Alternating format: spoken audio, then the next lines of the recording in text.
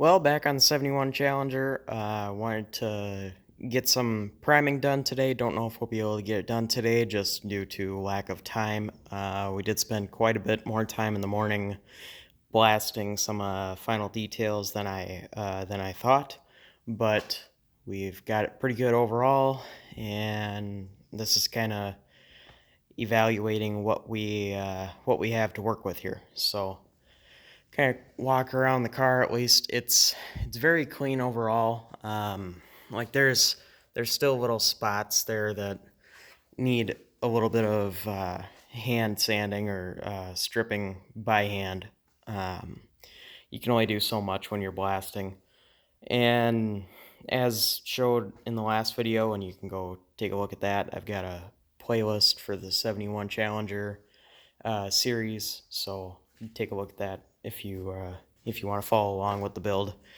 Um, so it's pretty much all bare metal, and we're going to be doing a lot of patching, a lot of little stuff here and there. And then in the last video, I did ask if anybody had any advice for like tiny little pinholes that are just not really something you want to weld because you don't want to blow out the holes or potentially warp the metal with trying too hard to weld them up. And some of you guys have been saying that 3M panel bond is pretty good, so I'll be looking into that, and I appreciate any and all information.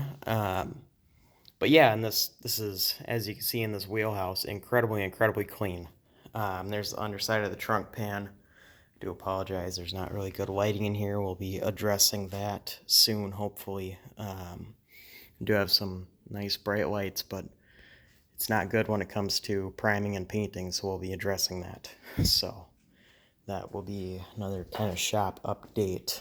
And there are some other pinholes here.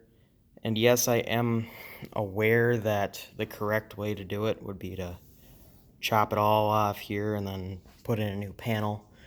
And I would do that, but time and money are not overly plentiful these days, so we're gonna kind of work with what we have. But yeah, the trunk pan will need a few patches, and you can see some light shining through.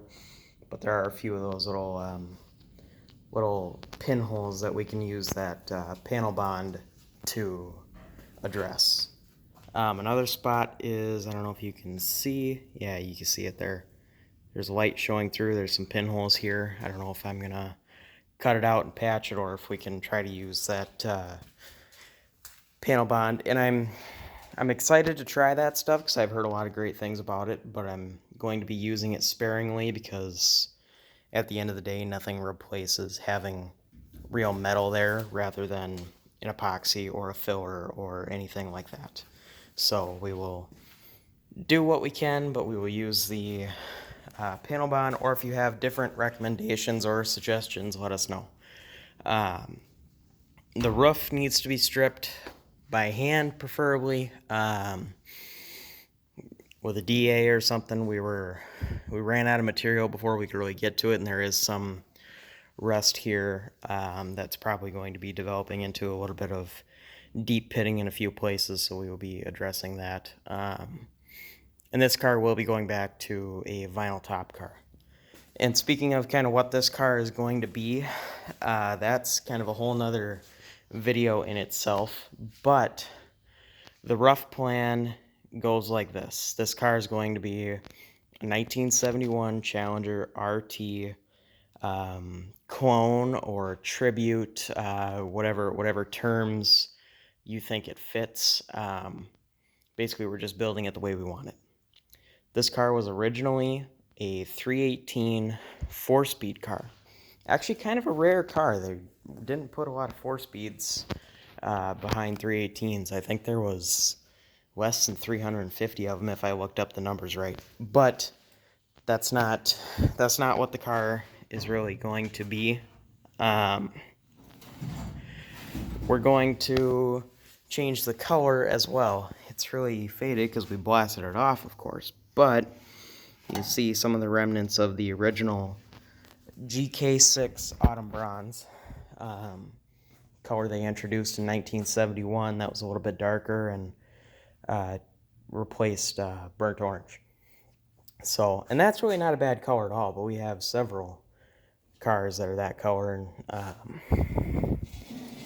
may be able to get to see those in future projects. But this car, we want to go with B7 Blue. It's a really, really nice color. It's kind of like B5 Blue. Everybody knows B5 Blue pretty much, but it's darker. It's going to be B7 Blue with a black top and black interior. Like I said, it's going to be a RT, is how it's going to be dressed. So it's going to have the RT style hood. It's going to get chin and rear spoilers. It's going to get all the kind of upgraded suspension that the factory RT cars would have had. And it's going to be a big block car, of course. We're not sure what we want to do yet about that. We're not sure if we want to go 383 or 440. And those were the two options, of course, aside from the 446 pack and the Hemi. A 446 pack would be cool, but as things develop, depending on budget, that's possible, but not really sure what that's going to be like. So we will see how that goes. And if you guys have opinions or ideas, definitely drop them down in the comments. We're very open to ideas at this point, but the things that are set in stone are, it's going to be an automatic. It's going to be B7 Blue with a black top, black interior, front and rear spoilers.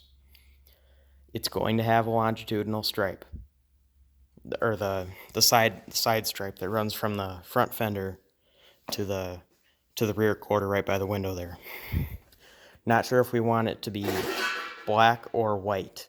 There's going to be a lot of black accents on the car, so black would make sense to keep the theme going, but a little bit of white might kind of break it up too. It's going to have the RT or rally style hood, and we might do the blackout on the hood, or we might just do the RT letters maybe in white on the hood. But all that is open to suggestion, so that's definitely very open-minded yet. And we have a rally dash set up for the car. You're gonna have to go through and restore that, make sure everything is working, as well as restoring the dash frame itself, stripping that down, painting it black.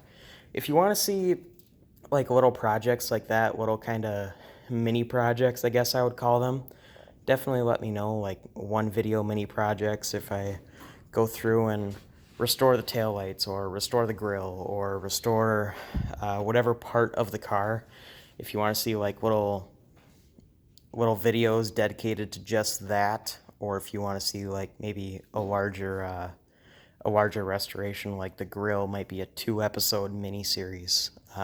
That would definitely be something kind of cool. But yeah, it's gonna be a heck of a car when it's done.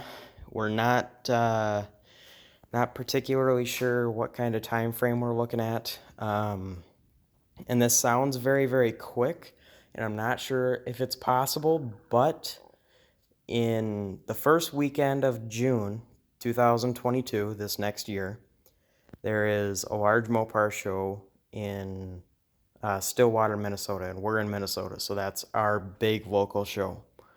Thousands of cars, great stuff going on, great vendors, great swap meet. I think it's possible to have this car drive to that show. That's a very, very ambitious goal, but I think it's possible. What exact condition it would be in at that point in time, I couldn't tell you. I wouldn't be able to guarantee that it would be in one condition or the other. I mean, it could be done. It could be on the ground, running, driving, completely done, but maybe the exterior paint isn't done. Maybe it's all just jammed and ready for paint. And I myself am going to paint it. I did a test spray out of some B7 Blue Metallic. I can show you that in another video. And I painted a trailer B7 Blue for a guy. So definitely a great color, and I've got some experience spraying it, so that's always a nice little bonus. But anyways, I guess that's all of the main points I was trying to get at. Can lift the car back up a little bit here.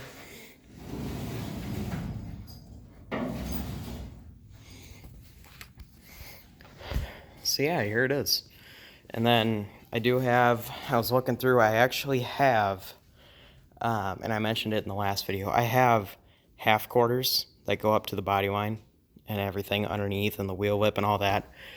I'm not going to put those on because they're not a good quality part. They were something that came with another deal, but I will use maybe the front patch and modify it slightly to fit a little bit better to fix this.